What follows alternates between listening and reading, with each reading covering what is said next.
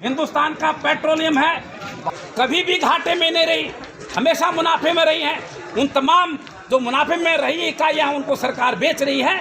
इसलिए हम कहना चाहते हैं कि निजीकरण नहीं होना चाहिए। निजीकरण से बड़े आदमी के पास तो बड़ी बड़ी कारें हैं, बड़े बड़े संसाधन हैं, हवाई जहाज से लोग सफर करते हैं। गरीब आदमी रेल में जाता है, गरीब आदमी बस में जाता है। बसों में गरीब आदमी करने में खड़ा लेके सिर में जो है टोपी ले वो अपना लेकर के बैग लेके सिर में को वापस लो, MSP को लागू करो, न्यूनतम समर्थन मूल्य देना होगा, न्यूनतम समर्थन मूल्य देना होगा, बैंकों का निजीकरण बंद करो, मुश्किल पैदा कर दी है इतनी महंगाई। हमारा जो मुख्य प्रोटेस्ट का उद्देश्य था, जो भारतीय रेल है उसको उसके स्वरूप को नहीं बिगाड़ा जाना चाहिए, उसका निजीकरण नहीं होना चाहिए। इस प्लेटफार्म पर आम आदमी को उतरने चढ़ने की इजाज़त मिलनी चाहिए। अगर रेल अडानी की हो जाएगी, रेल अंबानी की हो जाएगी, तो यहाँ पर सिक्योरिटी गार्ड उनके लगे होंगे।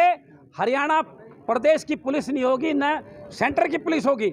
इसलिए हम कहना चाहते हैं कि रेलवे स्टेशन का निजीकरण नहीं हो।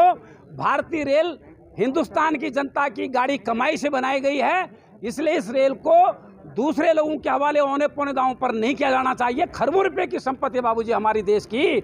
हम कैसे जो है ना, इतने बड़े ट्रक हैं, इतनी बड़ी लाइनें हैं, लोको शेड हैं इस देश में रेल के, उनको किस तरह से हिंदुस्तान की हुकूमत को निजी कंपनियों के हवाले सौंपने की इजाज़त दे सकते हैं? इसके विरोध में आज यहाँ पर ज्वाइंट ट्रेड काउंसिल ने प्रोटेस्ट किया है। निजीकरण होगा तो सबसे बड़ा नुकसान गरीब को होगा। जो गरीब रेल में अगर यात्रा करता है तो गरीब करता है, मजदूर करता है। बड़े आदमी तो हवाई जहाज़ों में, उनके पास कारें, लंबी लंबी कारें हैं, ऑडी जैसी लंबी कारों में जाएंगे, हवाई जहाज में जाएंगे। उनके लिए क्या है, बॉम्बे उनके लिए जो है ना 1-1.5 घंटे का सफर है, लेकिन गरीब आदमी के लिए तो बड़ा मुश्किल हो जाएगा।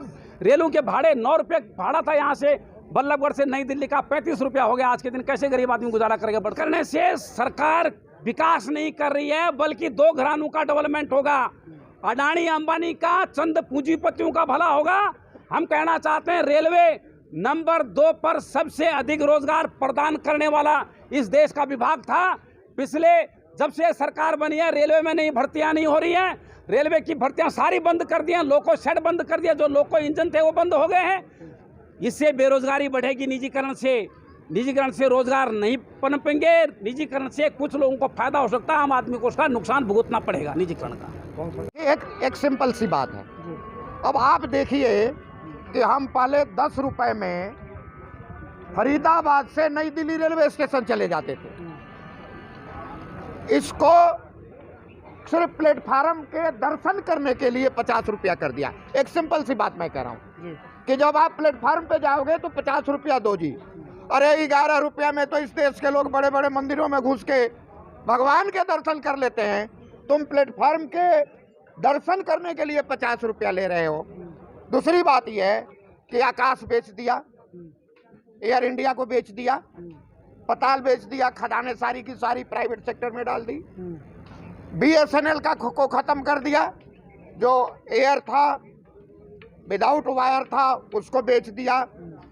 सरकारी कारखाने सारे बेच दिए, चाहे वो IDPL हो, चाहे वो दवाइयों की कंपनियां हो, भारत हैवी इलेक्ट्रिकल लिमिटेड हो, चाहे वो हमारे आयुध कारखाने हो, मतलब जो भी चीज़ है ले दे के बची थी किसानों की ज़मीन। अब ज़मीन भी पूंजीपतियों को बेचना शुरू कर दिया। ये सारा का सारा प्राइवेटाइजेशन की एक क्रिया है। एक और चीज़ मैं बता दूं कि मंडियां ख़त्म करने का किसान तो बर्बाद होगा। आप तुलना करो कि बल्लभगढ़ मंडी की ज़मीन अगर सरकार को मिल जाती है, ऐसी पता नहीं कितनी ज़मीन है सरकार के पास में।